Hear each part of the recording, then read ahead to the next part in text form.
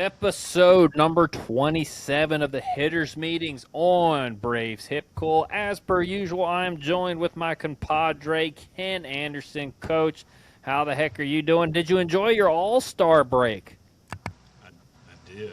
I love the 4 days off. It's one of my favorite times of the year. Twitter settles down. I can just take off. I love it. Hopefully the Braves did too. Some of our hitters have been struggling. Maybe they went and did some other things. And I've got to be excited to be on Hall of Fame Fred McGriff Hip Cool Day. So let's go. Austin Riley HipCoil, if you want to be that way as well, but he's not been doing so good. So he's my favorite player, even though I give it to him. So, all right, I'll be honest with you, Ken. I enjoyed the Derby. Thank you, Jordan Walker, for stealing that momentum from Philly because, I can't stand Philly. No, by the way, the Phillies are the reason why we lost the All-Star game. I won't be told otherwise. We're moving on into the second half, Ken. The Braves have the Rangers coming to town this weekend for 3 games.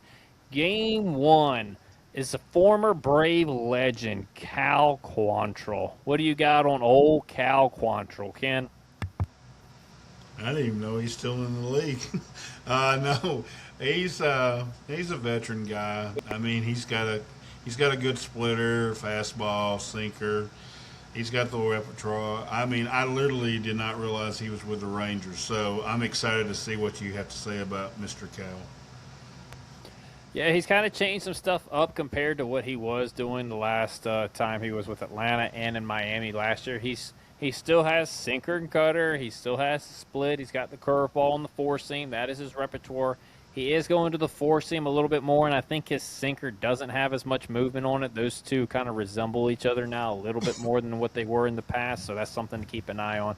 He is still primarily sinker cutter to righties. He does throw the splitter to righties as well as the four-seam fastball because he likes to tunnel those two pitches. And the cutter's going to be away, sinker's going to be inside. That's going to be to the right-handed hitters. Lefties, you're going to see an even split between the cutter and sinker, the four-seam fastball and split. He lives away to the left-handed hitters, so he mixes up the kitchen sink pretty well to lefties. Righties, it's more so the two pitches, the sinker and cutter. All right, he likes to tunnel the four-seam and split, like I said. That happens a lot, especially within 2 strike counts, so we'll see that in a little bit here. His four-seam and split combo plays heavily in 1-2 counts to right-handed hitters.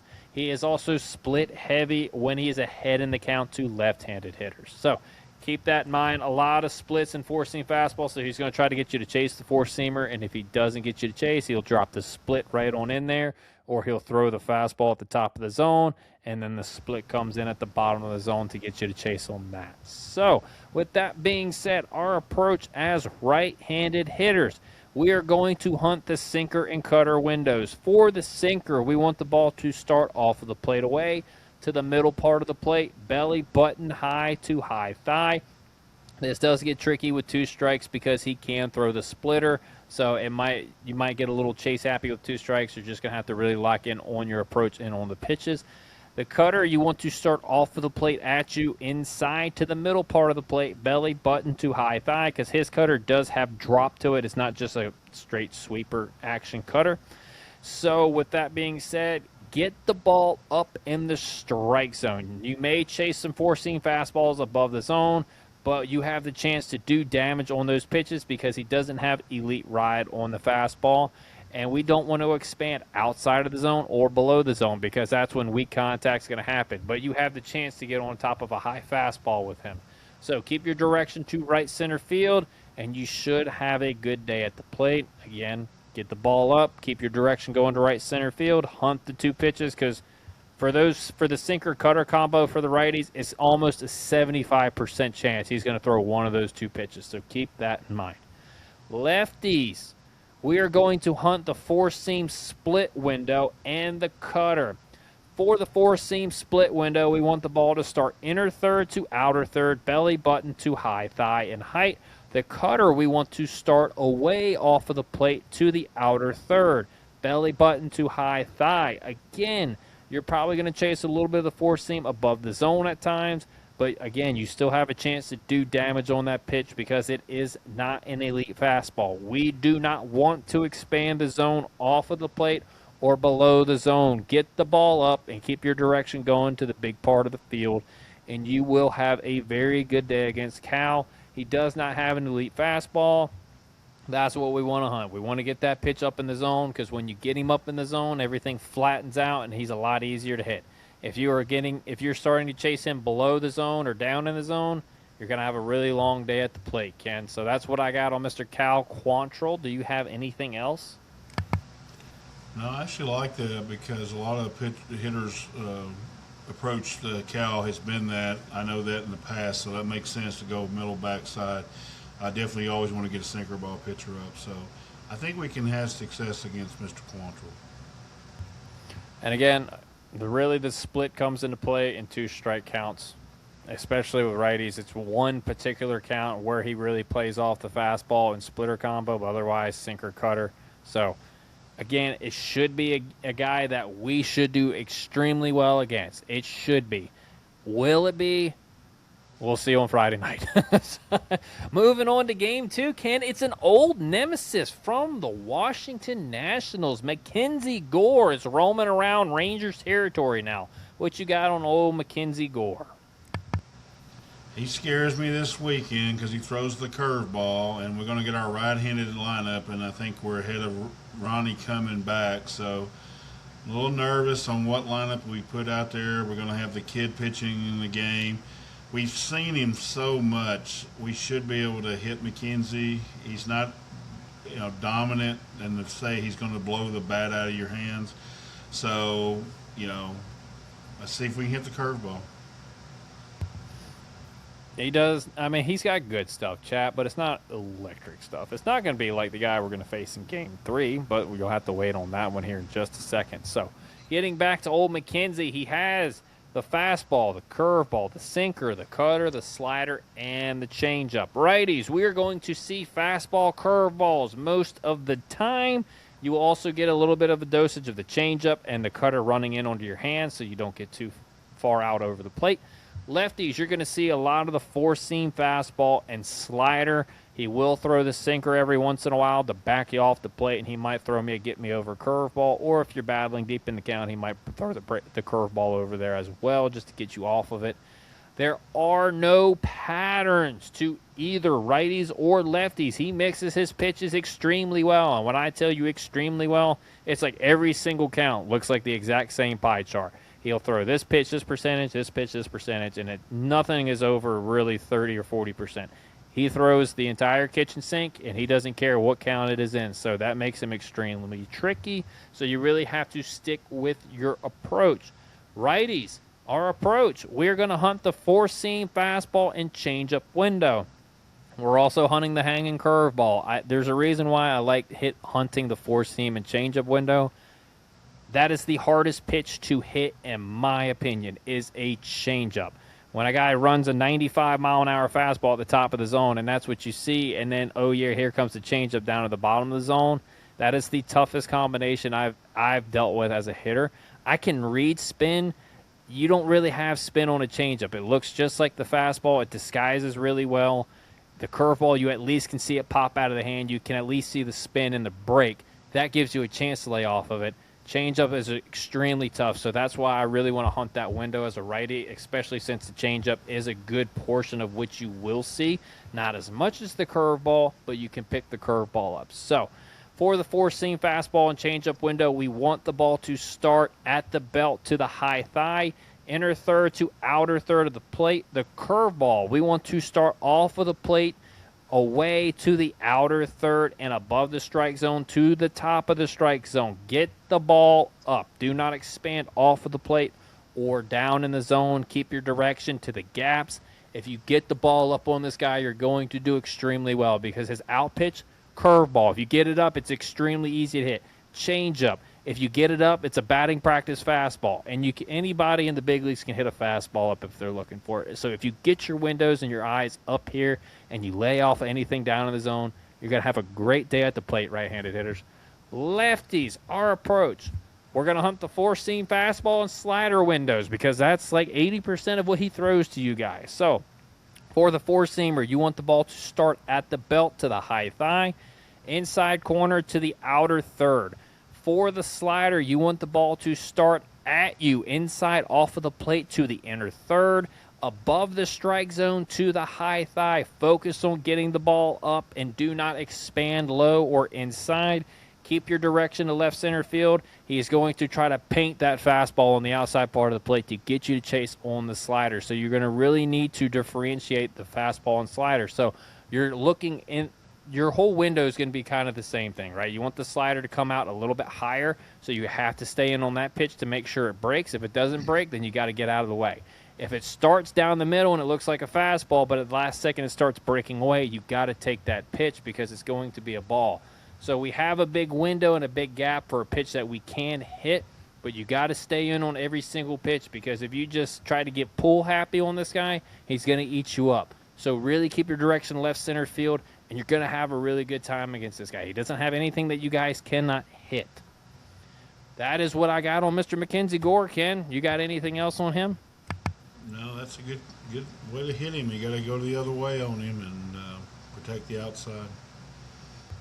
A little fired up tonight, man. I haven't done this in a little bit. We were a little rejuvenated coming out of the break, man. Game 3. We got another old nemesis, Ken, and this guy has been good for a really long time. Mr. Jacob deGrom, the former Met himself, Ken. What can you tell me about Mr. deGrom? Jacob still got great stuff. His whip's at 1.01, so that means he's still hard to hit, but his ERA is slightly up. He is making more mistakes than he ever has, but he used to not make any mistakes. So he works away a lot. We got to go. I know it's repetitive with these three guys. You got to hit the ball the other way on them. So interested to take, but he's a little bit more hittable than he was before, but he was unhittable before. Yeah, I have a theory on why that is, Ken, and hear me out. He doesn't throw 100 miles an hour anymore. So it's a little bit easier, not a lot easier. You got a little bit of light there, but he's still very, very good. It's not like this guy's a scrub coming in. He's still a number one pitcher, and he can go out there and shove it up your rear end any given day. So he's got the same pitch mix. It hasn't changed. They say he throws a sinker. He's thrown 30 of them all year long. So I just cut that completely out because if I'm a hitter, I ain't worried about it. If he throws a sinker, dots me on the inside corner, I just tip my hat and move on. Fastball, slider, changeup, curveball. That is his pitch repertoire. It's been that way ever since I remember Jacob deGrom coming up into the league. Righties, you are seeing 90%, no joke, 90% fastball sliders. That's what you're getting. You're getting two pitches, fastball, slider. And he is going to live on the outside part of the plate. Left-handers, you get a little bit more of the kitchen sink. You get the fastball, you get the slider, you get the changeup, and every once in a while he'll throw the curveball over there just to keep you honest on those three pitches. His slider is very tight, and it has quick and late break. It doesn't have a lot of break, but it breaks quick, and it's sharp, and it's hard to hit, and it's what really makes it difficult to hit is because it looks like his four-seam fastball for so long, and then at the last second, it cuts and breaks, and that's when he gets you to roll over it or swing and miss on it because you're way out in front of it. He lives on the outside corner to both righties and lefties, way more to the right-handers than the lefties. He will actually throw inside to left-handed hitters a little bit. He doesn't throw inside at all to righties. I looked at his chart. He's thrown one pitch on the inside corner all year to right-handed hitters. He lives on the outside part of the plate. Lefties, he is changeup heavy in 1-1 and 0-1 counts. Doesn't mean he won't throw in other counts, but it's extremely noticeable in those counts when he goes to the changeup to you guys. Right-handers, your approach, we're going to choke the shit out of the plate. Turn the outside part of the plate into the middle of the plate and make him uncomfortable. We are hunting the fastball and slider window. We want the ball to start at the belt to the mid-thigh from inner third to outer third of the plate. Again, he doesn't pitch inside. Take advantage of it. Crowd him. Keep your direction to right center field and do not try to pull him. So if it's on the outside corner and you're choking the plate, that's realistically the outer third, maybe even middle, depending upon where it's at. And that's a more hittable pitch to drive to right center field. Make him make an adjustment. Make him start pitching inside on you. When he establishes the inside corner, then you back off, and then we go back to square one. But until he makes that adjustment, I'm choking the crap out of the plate. It's already hard enough to hit a slider like his. You might as well make it a little bit easier for you and get on top of the plate. Lefties, we're going to hunt the fastball, slider, and changeup window. Now, this is a little bit different. Most sliders in the big leagues have a ton of movement, so it's a little bit bigger of a window, and you cannot throw that in one window. Well, his slider has short, quick movement, so it's gonna play in the same window as his fastball and changeup, in my opinion. So we want the ball to start at the belt to the high thigh on the outside corner to the inner third part of the plate. Keep your direction to the left center field. Really hunt the outer part of the plate. The times he does come inside is going to be when he tries to back foot the slider. So again, even if it's an inside pitch, I'm probably going to take it because it's going to try to be the back foot slider. He's going to try to live on the outside part of the plate. And if he does hang a slider, it's going to be noticeable because it'll pop out of the hand. Even if he does start it in the zone and it's up, it's going to break into the middle of the plate and you can do damage on it. Same thing with the changeup, same thing with the fastball. He doesn't have enough movement on the slider for you to really even be worried about, oh, I got to have a different window for this. You hunt every single pitch and you want it to start up and away, and if you do that and you hunt that quadrant, you should have some pretty decent success off of DeGrom.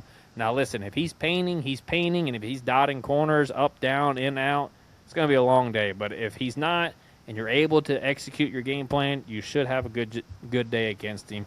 So, Ken, that is what I got on Mr. DeGrom. Do you have anything else? I mean, just for our listeners, we don't necessarily know for sure DeGrom's going to pitch. He has a strained lat, but Eovaldi has a bruised knee. It's our best guess that it'll be DeGrom that'll go Sunday.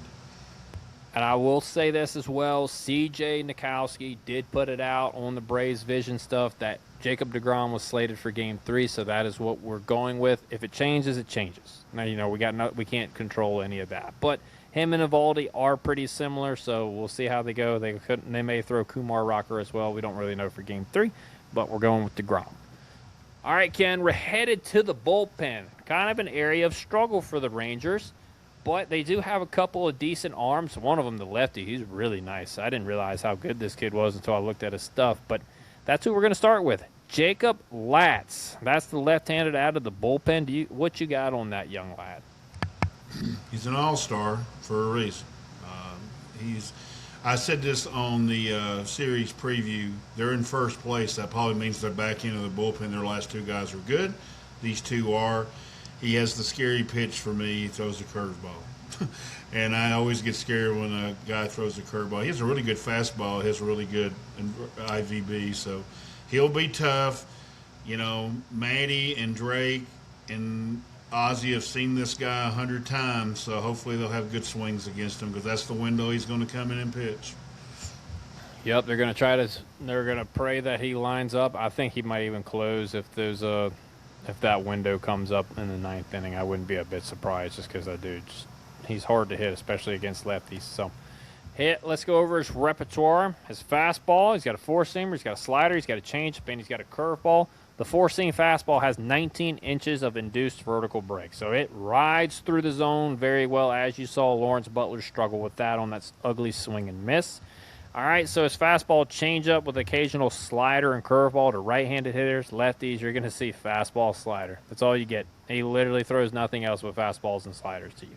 He does not throw the curveball to right-handed hitters when he is down in the count. His curveball is way more noticeable in 1-2 and 2-2 counts to righties, so you can keep that in mind, right-handed hitters. He mixes his pitches fairly well to right-handed hitters other than that. So those are the only oddities that I found in lefties. It's literally fastball, slider on any given count against you. I'm sorry. Righties, our approach, we're going to hunt the fastball changeup window and the hanging breaking ball window. For the fastball changeup, we want the ball to start inner third to outer third, starting at the belt to the high thigh. The breaking ball that we want is going to start off of the plate away and above the strike zone. That's going to be the hanger that you can do damage on. Keep the ball up in the strike zone. Do not expand beyond your window. Keep your direction to right center field. Again, get it up. If he's painting corners down, you're going to be out of the box pretty quickly, but you have a chance if you can get him up in the strike zone. That's your best bet. I know we stand out a lot, but it seems like these teams, every team, if you haven't noticed, has an idea of what they want their pitchers to do and how they want them to pitch. That's why we have a lot of similar attack plans against them. It's just an organizational thing that I've come to see. Not all organizations, but some of them have the same idea of what they want their pitchers to do. Lefties, our approach, we're going to hunt the fastball and slider.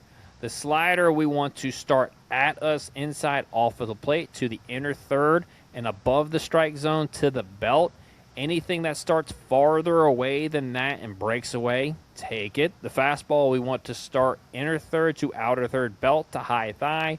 Stay on the heater, stay on every single pitch until it proves to be a ball. Keep your direction to left center field, keep it up in the zone, and you should have a really good at bat against him again. But if he's dotting down in the zone, he's dotting his corners, and he's breaking the slider off that plane really well when he dots his fastball, it's going to be tough. But if you can get him up in the zone, out over the plate, you got a really good chance to hit him, as you do with most pitchers. Ken, that is what I got on Mr. Latz. Do you got anything else? No, it's good job right there. All right, we're moving on to a guy who's kind of bounced around a little bit. Jacob Junis is a right-handed reliever on their bullpen. Ken, what do you have on that man? You're so close with that South Georgia thing to get him, but it's Jacob Junis, and he is he's a veteran, and he throws the kitchen sink at you. He's got a great sweeper, and that's what he wants to get you out on. And he's going to throw a lot of off speed. I hope to God Austin Riley either got right over the 4 days or he doesn't have to face Jacob Junis, because we're going to see the 3 sweeper strikeout if he comes in the game. No offense, 2-7, but hopefully that's what you're going to see. So sit on the sweeper and hit the ball to right field. No doubt, man. He is a guy who lives and dies by his off speed. There's no question about it. His pitch mix is sweeper. Now, if you go to one baseball page, it says slider and sweeper. If you go to Savant, it says sweeper. And when I looked at his pitch, it's a sweeper. It's not a slider. So sweeper, 4-seam fastball, sinker, changeup. That's his pitch mix. Righties, you're going to see a combination of the sinker and 4-seamer and a lot of sweepers. Lefties, you get the entire kitchen sink. He is off-speed heavy and uses his fastball after establishing his off-speed. So he almost uses his fastball as like almost kind of at times a put-away pitch, just to kind of sneak it up in there on you and put it in the back of your head.